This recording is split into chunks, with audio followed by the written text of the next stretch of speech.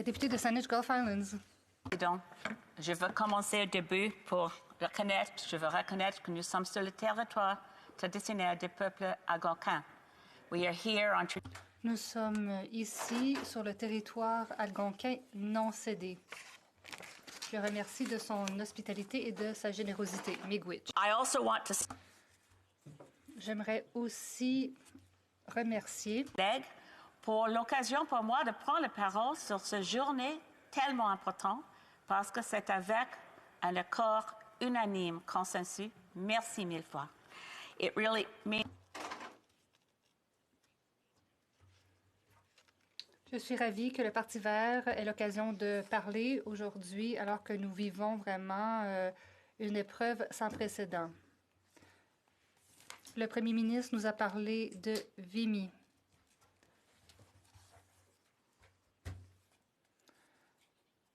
Mon mari était déprimé. Il pensait de son grand-père qui est décédé à Vimy le 9 avril 1917. Son grand-père a survécu. En fait, il avait été tiré le 9 avril 1917.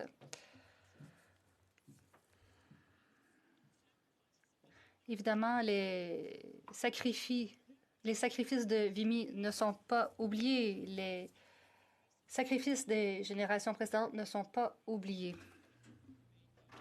Je suis un bébé de 1954. Je suis parmi les dernières d'une génération qui se souvient d'une époque de solidarité et de sacrifice. Non, je n'ai pas survécu pendant la guerre ni la dépression, mais mes parents, oui.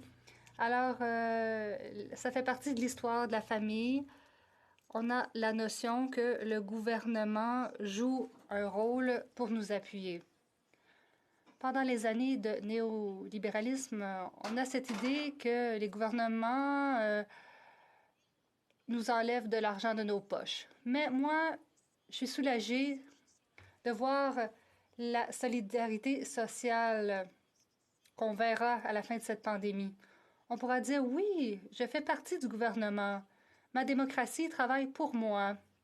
J'espère que ça pourrait être une leçon qui va durer. Nous sommes ici, ensemble, et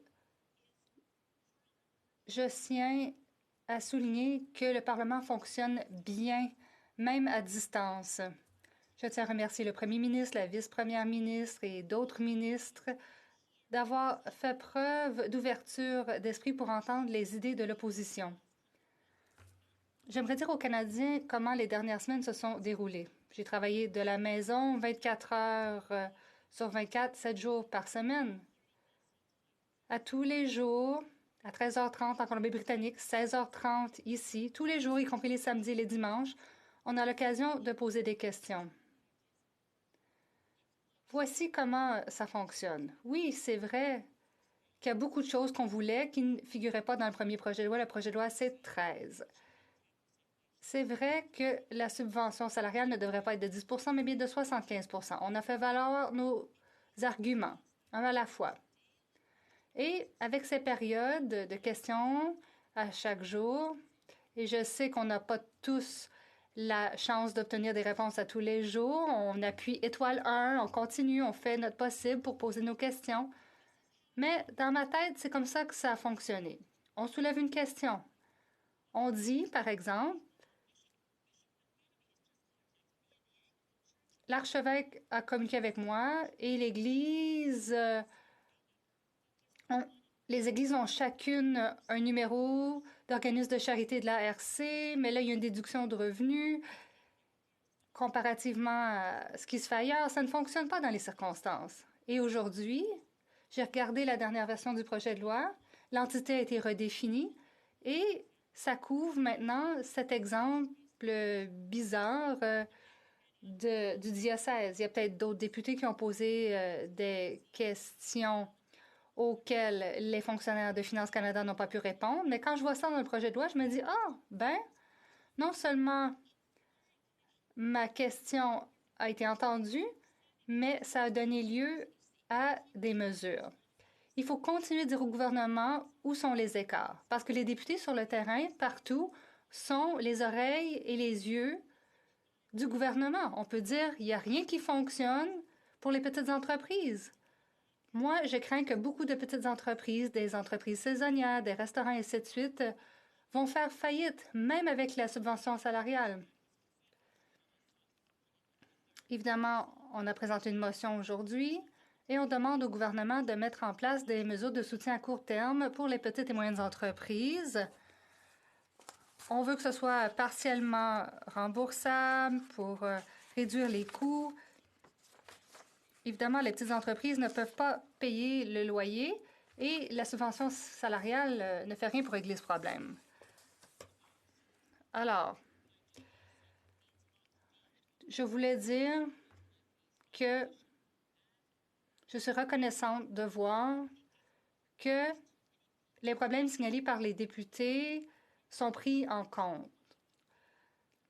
Aujourd'hui, nous avons une motion qui dit que nous devons mettre en place des mesures sans attendre.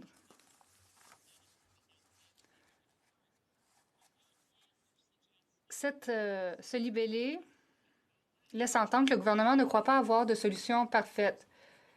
Les ministres disent qu'ils tirent des leçons et ils travaillent très fort.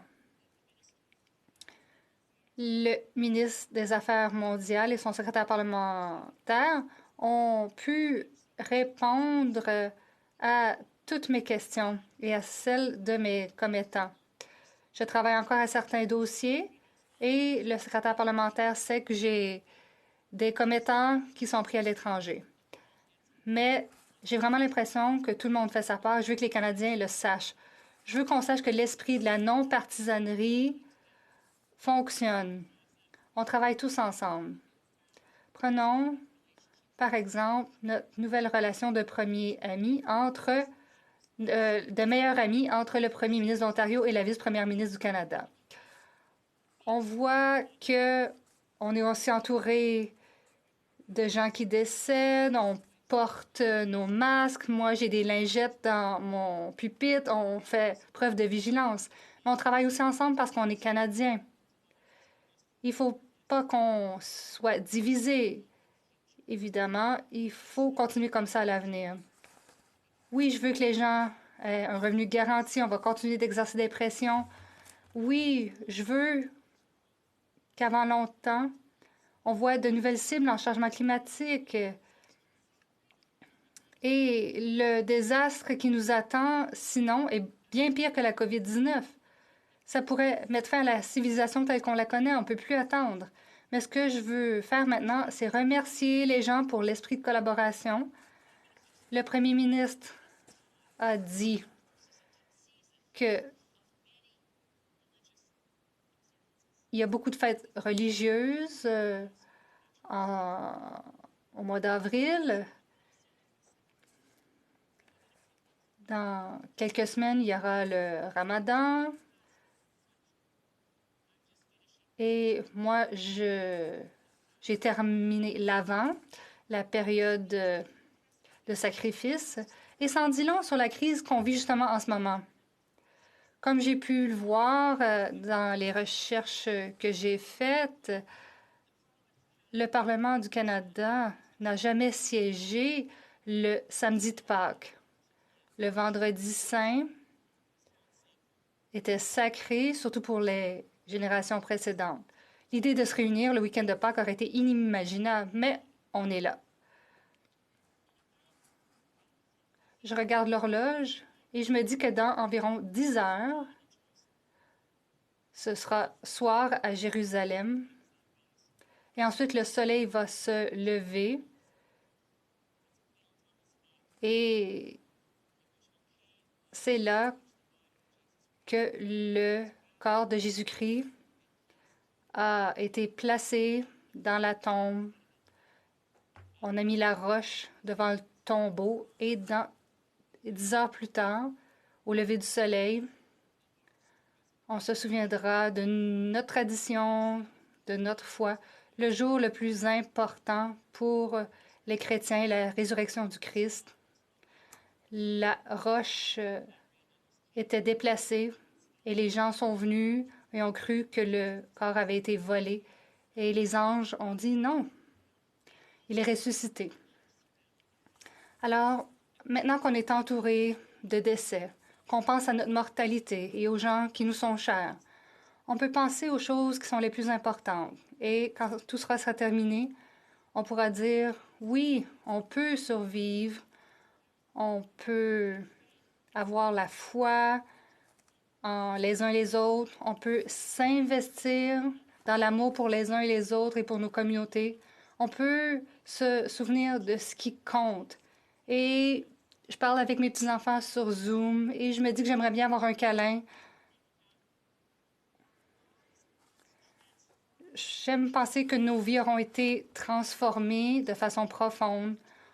Pour la première fois de ma vie, les gouvernements partout dans le monde ont décidé sans hésiter que la vie était plus importante que l'argent.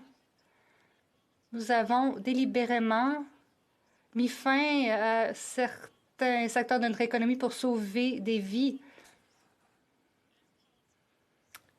Comme décideurs, comme législateurs, nous allons relever le défi de la relance économique. On n'a pas hésité à déterminer que la vie était plus importante que l'argent.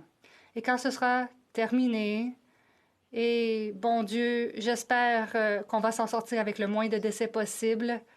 Moi, je m'inquiète surtout pour les pays qui n'ont pas de soins de santé de base. Il ne faut pas oublier nos obligations à l'égard des plus pauvres. Il ne faut pas non plus oublier les Autochtones au Canada. Il ne faut pas oublier les gens qui sont sans abri. Mais quand tout sera terminé, il ne faut pas oublier que pendant cette pandémie, on a découvert ce qui comptait vraiment.